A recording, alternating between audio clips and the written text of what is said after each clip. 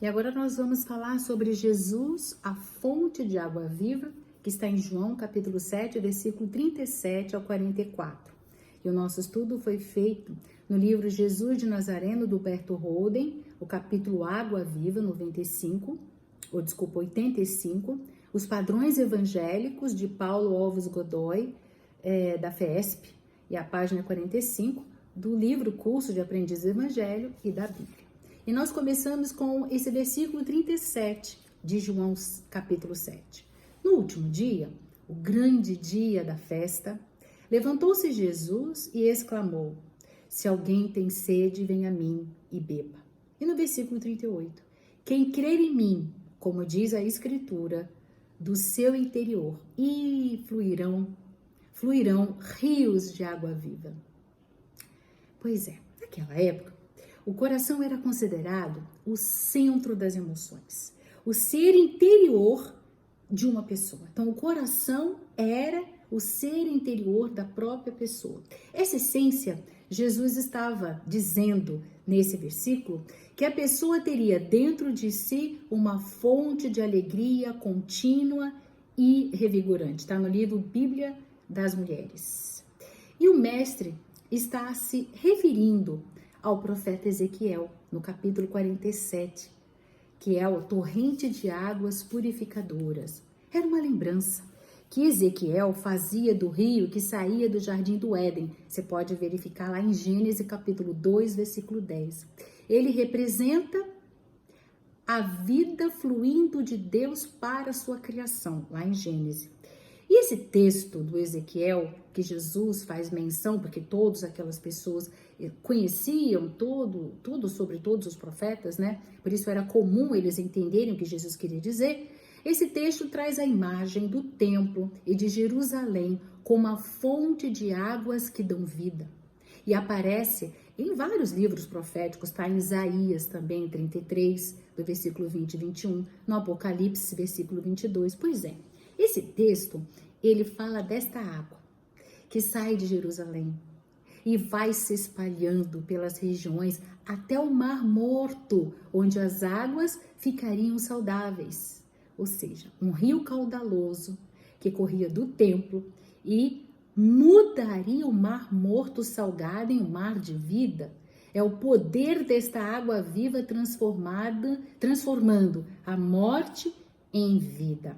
E ele fala, gente, que essa água ia aumentando. Ele vai falando de quanto, né, era medida essa água, com a medida da época.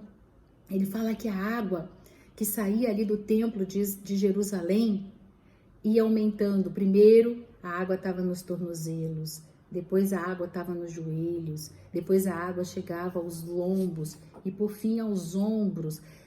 E esse rio era tão caudaloso que era necessário mergulhar, não mais conseguiria andar. Tendo à sua volta também esse rio, por onde ele passava, ele ia irrigando tudo à sua volta. E fazia com que naquela região as árvores cresceriam tão enormes e dando muitos frutos. E ele fala no Filho do Homem.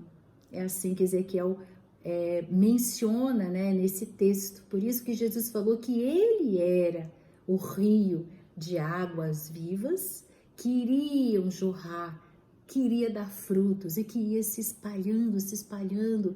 Ele faz até a menção de que o Mar Morto encontrava vida. Por isso que ele disse, quem tenha sede, que venha a mim e beba.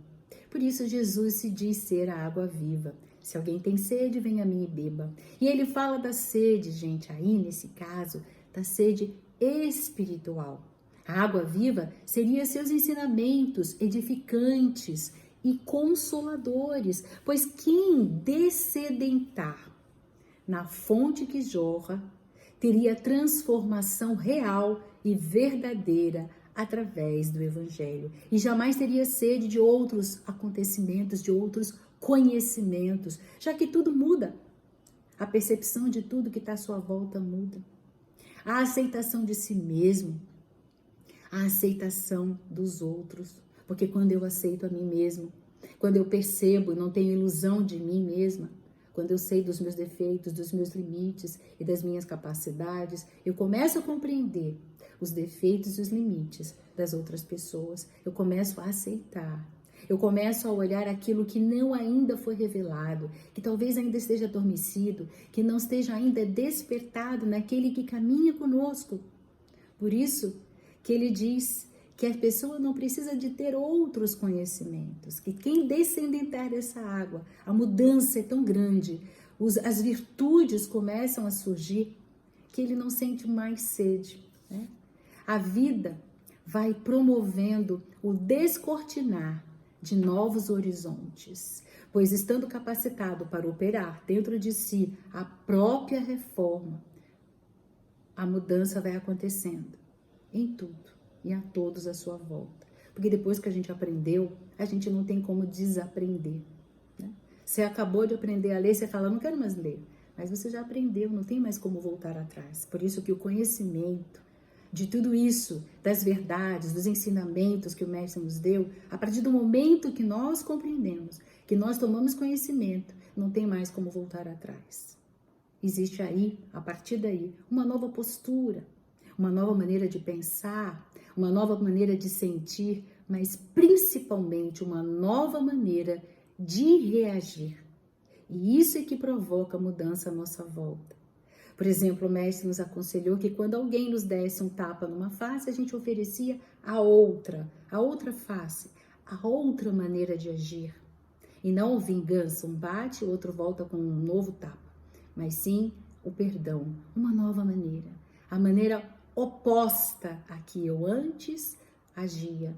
Por isso que quando alguém nos fala, nos desfere uma palavra mais agressiva, uma maneira mais triste, que nos traz, né, mágoas, ressentimentos, e nós começamos a ter perdão, nós agimos de maneira diferente. E aí os laços do amor pode acontecer. Quando se eu revidasse, os laços de desamor poderiam nos manter em correntes por muito e muito tempo, trazendo a tristeza. Você vê que às vezes uma maneira de reagir, uma palavra, um olhar pode mudar tudo na vida da gente. Por isso que ele diz que muda. Por isso, do seu interior fluirão rios de água viva. A questão dessa fonte de água viva também pode ser vista, esclarecida, no episódio da mulher samaritana. Lembra? Está lá em João 4, do versículo 1 ao 18. Vale a pena a gente ler. Quando está lá Jesus no poço de Jacó, Jesus pede àquela mulher samaritana que lhe desse de beber da água do poço. E aquela mulher, ainda muito simples, ela não estava entendendo como que aquele homem, né? Ele fala, mas você é judeu, como você se dirige a palavra a mim? Porque naquela época, as mulheres, os homens não poderiam falar com as mulheres nem em público, nem que fosse sua mãe, sua irmã ou sua esposa. Imagina falar com uma mulher samaritana, que eles já tinham um certo preconceito em relação a essas mulheres, porque em um certo tempo atrás, um dos judeus tinha ido para Samaria, casado com uma mulher que não era judia e que adorava a outros deuses.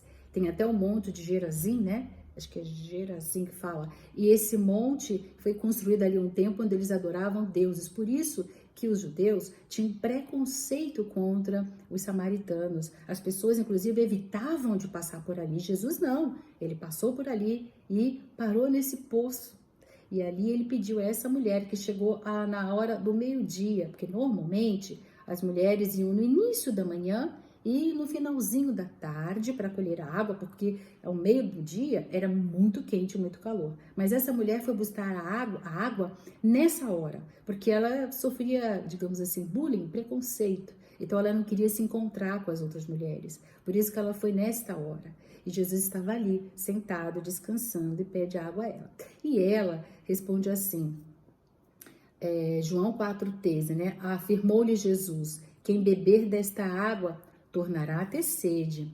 E no 4,14, aquele, porém, que beber da água que eu lhe der, nunca mais terá sede. Pelo contrário, a água que eu lhe der será nele uma fonte a jorrar para a vida eterna. A mulher simples ainda entendia naquele momento que era água material, né? E aí Jesus conversa com ela e fala, cadê teu marido? E ela diz que não estava ali, ela disse, bem diz, né? Ele diz, você está dizendo certo, porque você já teve 5 maridos e esse que você tem não é seu.